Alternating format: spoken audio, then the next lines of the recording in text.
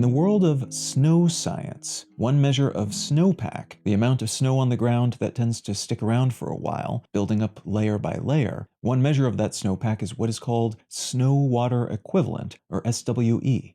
SWE gauges the amount of water in terms of depth that the snow would turn into if it melted in its entirety. And that's achieved by calculating the snow height in meters times the vertically integrated density of the snow in terms of kilograms per cubic meter. So scientists use that formula to compute how much water will be generated as the snowpack melts, and this is important because it gives folks in areas where snow accumulates a sense of how much water to expect at some point in the future. And this is especially vital in areas with nearby mountain ranges, as snow tends to accumulate more enthusiastically at higher elevations, and because snowmelt will then tend to flow down these mountain ranges to pass through or accumulate in lower-lying areas. In practice, this means that snowpack can serve as a water reservoir, holding onto water that will run into other aquifers and into the ground at some point in the future. But it also means there's an inherent flood risk for those areas, as too much melt of too much snow too quickly can lead to flooding.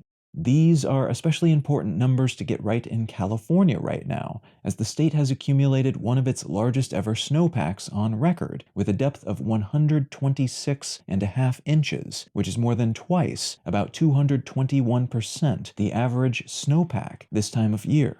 Recent record-setting wetness this winter helped ease the region's long-lasting megadrought, which has been nice for normal citizens and for agricultural interests in the area, of which there are many. But that niceness could become something else entirely when this snowpack melts, if it melts too quickly all at once. A trickle of snowmelt is good and desirable then, but a big snowmelt of snowpack this historically deep and dense would be a bit like turning on a fire hose when all you want is a sip of water. Too much of a good thing. And again, California is already more moist than it's been in a while, in the wake of 17 atmospheric river weather corridors rushing through the area since December of 2022. Atmospheric rivers being waves of highly compressed moisture in the atmosphere that carry larger than average amounts of water, in some cases popping into an area, sitting around for a while, and just deluging that area with rainfall, often causing floods and other such issues. That has happened in California this year 17 times already, which is just wild and unusual, and that has topped up many water storage facilities while also increasing long-depleted groundwater reserves, which is good. The concern is that these currently somewhat wonderful conditions, water-wise at least, will tip over into something a lot less wonderful if this snowpack melts rapidly, which it looks, based on current projections at least, likely to do. More water in these reservoirs and in the ground means less of a gap between nice levels of water staving off drought and too much water flooding areas that would prefer not to be flooded. What I'd like to talk about today is one of the climactic forces making that potentiality of floods throughout California from melting snowpack more likely, and what it might mean, larger scale and globally, for the next several years of weather happenings.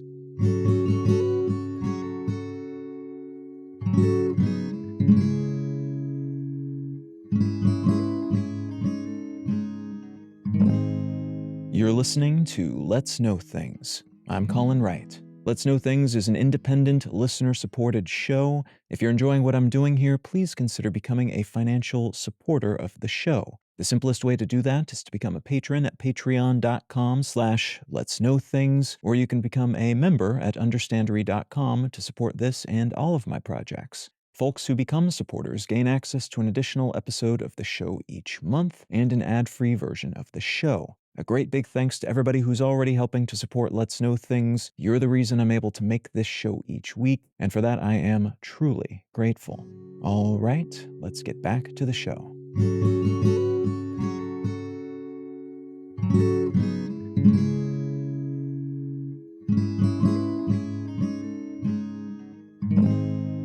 The El Niño Southern Oscillation, often shortened to ENSO, is a variable pattern of winds and sea surface temperatures in the Pacific Ocean. This pattern is influential enough over the weather conditions, including the temperatures, but also rainfall across the tropics and subtropics, that we've come to basically personify it over the years, labeling one phase of this oscillation El Niño, which refers to a period of higher air pressure at sea level in the western Pacific, while the opposite, a period of lower air surface pressure in the region, is called La Niña. This periodic system is the result of what's called the Walker circulation, which is basically a label for a collection of elements like trade winds, the movement of colder deep-sea ocean water to the surface, and other such variables, and how their cyclical interactions influence all sorts of environmental conditions in the Pacific and adjacent areas, but also globally, because of how all these variables worldwide are intertwined with each other. There is a neutral phase of this system alongside the El Niño and La Niña phases, and the processes that define each of these three phases over time triggers the conditions necessary to flip over into another phase, though that flipping usually takes somewhere between a few years to upward of 7 years to fully manifest the necessary volume of change that then justifies a new label. The last El Niño period we saw was in 2016, and it was a brief one, preceded by 2 years of neutral conditions and followed by 3 years of the same, from 2017 to 2020. 2021 and 2022 were La Niña years, which means, among other things, the temperature of the surface of the ocean has tended to be cooled these past few years by upward circulating deep-sea waters. So what we measure at the surface of the ocean in terms of average temperatures have been cooler than whatever the default would have otherwise been as a result of other variables, because of that upswelling of colder water from lower down in the water column. That's important to note here because although El Niño conditions have not been locked in and confirmed yet, scientists have tracked a new record-high Pacific oceanic surface temperature that is basically just really alarming. First, because it's an increase when we would typically be measuring a decrease, but also because it suggests that in addition to the ocean temperature rising worryingly rapidly, and doing so for over a month past the point where it would typically start cooling down, it also hit this new record level during a period, the La Niña period that we are still in which water temperatures are being kept cool by those deep-sea waters that are being pulled to the surface. The implication then is that the record high temperatures we are seeing on the ocean surface right now is just a taste of what we will see when that cooling effect from La Niña disappears. And it could get even worse when El Niño effects fall into place more officially, which they are expected to do soon, because surface temperatures tend to peak, hitting fresh high temperature spikes throughout the Pacific at least twice. And those spikes are even more intense in the far eastern equatorial portion of the Pacific, the effects of which then ripple outward to other nearby regions. So the ocean surface temperature is already very high, it's expected to get even higher soon, and during this impending El Niño period, which looks likely to descend on us soon, there are spikes on top of the on average higher temperatures we can expect. It's thought that El Niño effects of this kind may have killed off several Mesoamerican cultures in the pre-colonialization period by messing with their climactic norms and triggering a wave of bad crop yields. It's also thought that El Niño's impact might have sparked or contributed to the French Revolution by causing poor crop yields in Europe in the late 18th century, causing people to take big revolutionary risks because there wasn't much left to lose. They were basically on starvation rations from a bad period of crop yields. El Niño has caused famines in Southeast Asia to Africa to Latin America, and those famines, typically caused by drought, are usually then counterbalanced by waves of deadly flooding in other parts of the world. And this is something we've known about since the late 19th century, when these seemingly connected and opposing weather patterns were first noticed and documented. But despite being able to put the pieces together much more accurately today, because of all our fancy tracking tools and satellite data, we're still only imperfectly able to map out the impact of these systems, especially when they change in unpredictable, previously unseen ways. That inability is part of what is making this new sea surface temperature data so alarming. We can see that it is happening, and that unto itself is worrying because disruption of temperature norms at any depth can lead to mass die-offs of the species that live at those levels. But this is even more disconcerting because those immediate effects might not be the last word here. This might be just a taste of what we will experience over the next year or two or more, as already rising temperatures, seemingly the consequence of human-amplified climate change, is exaggerated by a cyclical, weather-inducing atmospheric pattern that could further elevate those effects, perhaps dramatically. Those die-offs would be worrying unto themselves, as historically, and I'm talking a long time ago, this sort of pattern is part of what led to mass extinctions of species that up till that point were flourishing. Changes to our atmospheric composition that then lead to a change in temporary conditions, or a wholesale change in long-term norms, can be just as destructive to life that has evolved to flourish within certain temperature bands as an asteroid impact. But this is also worrying because higher oceanic temperatures means more ice melt globally, and that's especially true of some of the world's most vital ice reserves that keep water tucked away in glaciers and ice caps, and which, when they melt, can minutely or dramatically increase global ocean levels, whittling away at already diminishing coastal areas that are being depleted by this rise and by increasingly severe weather, like floods and hurricanes, which cause ocean waters to surge inland a whole lot more frequently, if usually only temporarily. Each tiny increase in water elevation, though, means it takes less flooding to lose more and more land. You don't have to be underwater 100% of the time for a region to be unlivable because it floods anytime there's even a small bit of rain, or land that disappears a handful of times a year when there's a hurricane of sufficient size. These sorts of storms are becoming more common and more intense, too, as sea surface temperature levels rise, in part because such storms are empowered, gaining more energy, essentially, by the heat in the water they pass over. Warm water is a bit like a battery for storm systems moving overhead, charging them up and up and up until they get bigger and bigger and longer lasting. So warmer oceans means more frequent and powerful hurricanes and other storms, which means less livable coastal areas, in addition to the agriculture-killing impact of these systems essentially pulling a lot of moisture into some areas and denying other areas any moisture at all. That latter effect is what leads to El Niño-associated droughts in some parts of the world, while other parts see nothing but flooding and storms. More extremes in more areas more of the time, and fewer parts of the world that enjoy a nice, livable balance. One more concern being explored by researchers right now is the possibility that this oceanic heating period will lead to more common and deadly waves of disease throughout many parts of the world.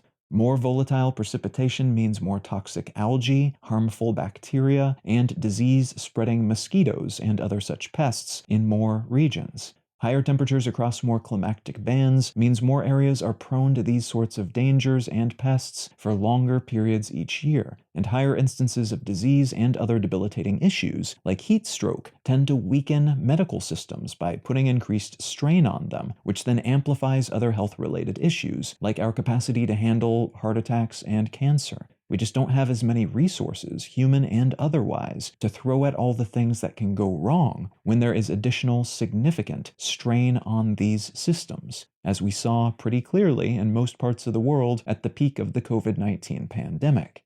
This concern is backed by research that looked at the impacts of El Niño amplified conditions on infectious disease rates in Brazil and Venezuela back in 2003. The study looked at more than a dozen cycles between El Niño, La Niña, and neutral conditions, and found that there was a significant increase in malaria rates in these areas, dating all the way back to 1899, during and following El Niño waves. Warm, moist conditions allow mosquitoes to reproduce faster and more successfully, and to increase their range of operation. So this data makes sense. It lines up with the general hypothesis that such periods amplify the impact of these sorts of disease vectors. There does seem to be a point at which mosquitoes have more trouble, though, basically when the rains are so bad that flooding washes away all their eggs, disallowing mass reproduction. So there's a chance that conditions like those in California currently might be better in some ways than less extreme versions of the same, because the flooding could wipe out some pests, though that wipeout would also seriously harm infrastructure and people and other elements of the local ecosystem. So such a victory, if we want to call it that, would probably be a Pyrrhic one. The main concern for many scientists working in this space right now, though, is that aforementioned new record-high sea level temperature that's been going up and up and up for the past nearly 2 months, surpassing all previous recorded temperatures for any time of year in any previous year, and seemingly doing this before the arrival of the ocean surface temperature increasing effects of a fresh El Niño period. Usually, we would be seeing a period of temperature decline in these surface waters this time of year, so this deviation from the historical norm and all available data about it is alarming, to say the least.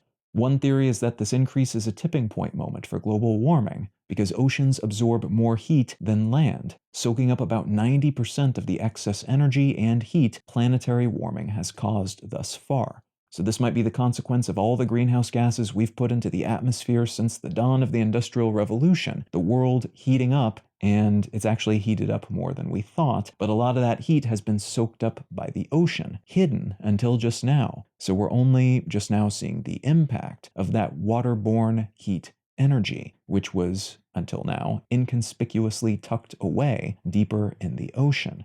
Another theory is that the larger climate system, that pattern of variables that moderates weather conditions in the Pacific and consequently around the world, might itself be changing, which is also alarming, as this is another system that we have worked very hard to track and upon which many of our weather-related understandings are predicated, including the way that we've organized our civilizations up till this point. So if it begins to change shape and temperament, that would significantly disrupt our ability to predict weather patterns and understand new norms, and would likely lead to disruptions of normal social functioning, which in turn would substantially truncate our capacity to determine where to plant things, where to build things, and how to continue to function at a modern level of comfort in a suddenly less recognizable world, while we simultaneously struggle to deal with the more immediate, on-the-ground realities of surviving and thriving in a more temperamental, natural disaster-prone period.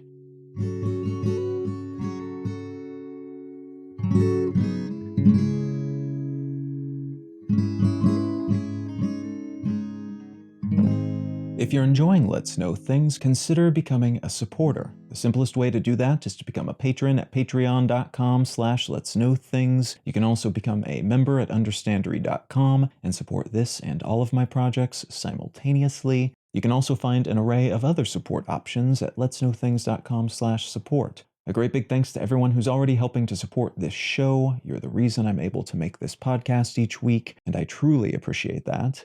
And thank you in advance if you're considering doing so in the future. The book I'd like to recommend today is called The Song of the Cell, An Exploration of Medicine and the New Human by Siddhartha Mukherjee. I picked up this book because I enjoyed Mukherjee's first book, The Emperor of All Maladies, for which he won a Pulitzer Prize and a bunch of other accolades, deservedly, I think. And that book was about cancer.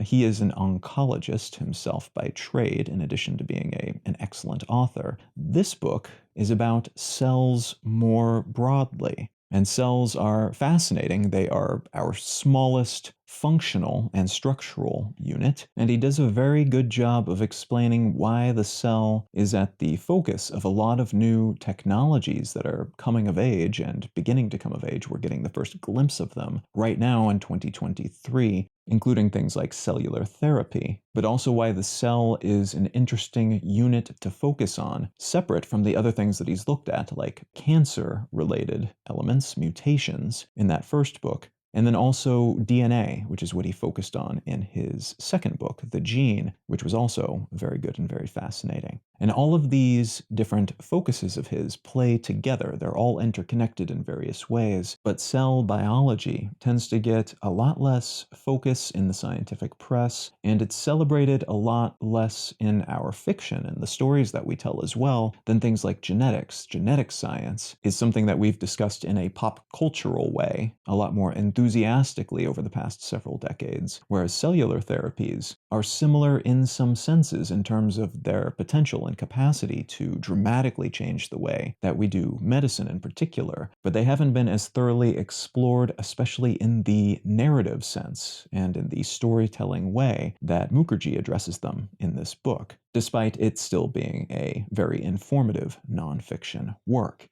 Now, if any of that sounds interesting to you, consider picking up a copy of The Song of the Cell by Siddhartha Mukherjee.